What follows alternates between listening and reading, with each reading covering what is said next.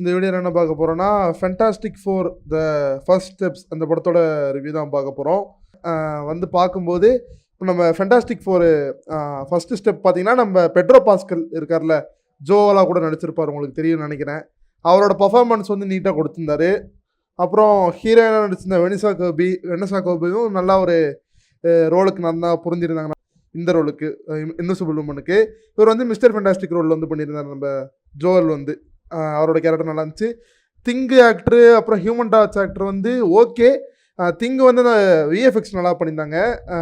Human torch வந்து என்ன சொல்கிறது, எனக்கு கேப்டன் அமெரிக்கா ஹியூமன் டார்ச்சே ஒரு மாதிரி நல்லா இருந்த மாதிரி இருந்துச்சு. இது ஒரு மாதிரி செட் ஆகலை எனக்கு. அந்த ஆக்டிங்கும் பெருசாக செட் ஆகலன்னு வச்சுக்கோங்களேன்.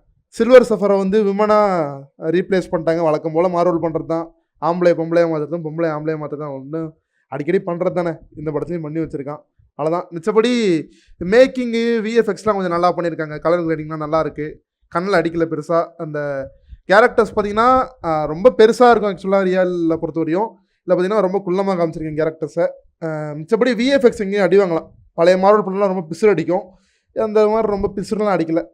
படத்தோட மேஜர் ஃப்ளாவே என்னென்னு பார்த்தீங்கன்னா ஸ்க்ரீன் ப்ளே தான். அது பாட்டுக்கு போகுது. 1 hour 55 நிமிஷம்னாலும் ரொம்ப ஸ்லோவாக சொல்கிறாங்க அந்த கதையை. இவ்வளோ ஸ்லோனஸ் தேவையில்லை. நீங்கள் கொஞ்சம் ஃபாஸ்ட்டாக சொல்லியிருந்தால் இந்த படம் 1.25 மணி நேரம் 1 hour 20 நிமிஷத்துலேயே முடிஞ்சிருக்கும். அதான் உண்மை.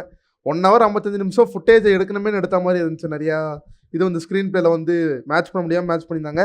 பிளாட்டும் சிம்பிள் பிளாட் தான்.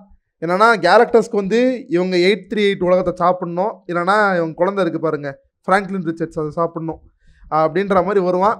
அவனை அடித்து இவங்க விரட்டுறாங்க, அவ்வளோதான் கதை. இது அதர படசான கதை, உங்களுக்கு தெரிஞ்சது தான். இதுக்கு வந்து ஒரு ட்ரீட்மெண்ட் நீங்கள் நல்லா பண்ணியிருந்தீங்கன்னா ஓரளவுக்கு படம் தப்பிச்சிருக்கும் ஸ்க்ரீன் ப்ளேயில். அது இவங்க தவறிட்டாங்கன்னு தான் நான் சொல்லுவேன். என்ன சொல்கிறது, இது மார்வல் படம் கொஞ்சம் மேக்கிங் நல்லாதனால உட்கார முடிஞ்சுன்னு வச்சுக்கோங்களேன்.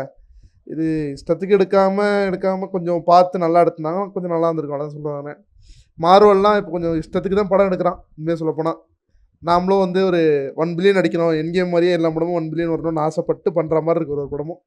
எனக்கு அதான் அவங்ககிட்ட ஒரு பெரிய பிரச்சனையாக இருக்குது மார்வல் கிட்ட. நடுவில் தள்ளி வச்சுருந்த மார்வல் படமே வேணான்னு சொல்லிட்டு. டெட்பூல் அண்ட் உல்வரின் தான், அது வந்து யூனிவர்ஸ் கிடையாது, சும்மா நான் கேனன் படனால சும்மா அதை என்ஜாய் பண்ணுறதுக்கு மட்டும் போய் பார்த்துட்டு வந்தாச்சு. ஸோ ஃபென்டாஸ்டிக் ஃபோர் பார்க்கும்போது உங்களுக்கு பொழுது போகலன்னா போட்டு பார்க்கலாம் அப்படின்ற ஒரு மார்வல் படம் தான். ரொம்ப பிலோ ஆவரேஜான ஒரு மார்வல் படம் அப்படி தான் சொல்லுவேன். அதான் நான் சொல்ல முடியும். மிச்சபடி பழைய ஓஜி மார்வல் ஃபேனாக இருந்தால் இந்த படத்தை அவாய்ட் பண்ணிக்கங்கப்பா, அவ்வளோதான் நான் சொல்ல முடியும். இந்த படத்தில் இதை பற்றி பேச ஒன்றும் இல்லை.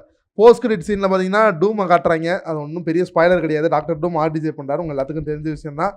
இதில் காட்டுறாங்க, பார்த்துட்டு வாங்க. ஒரே ஒரு போஸ்ட் கிரெடிட் சீன் தான் இருக்குது. பார்த்துட்டு உங்களோட ஒப்பீனியன் என்னன்னு சொல்லிட்டு கமெண்ட்டில் முடிஞ்ச போட்டு விடுங்கப்பா.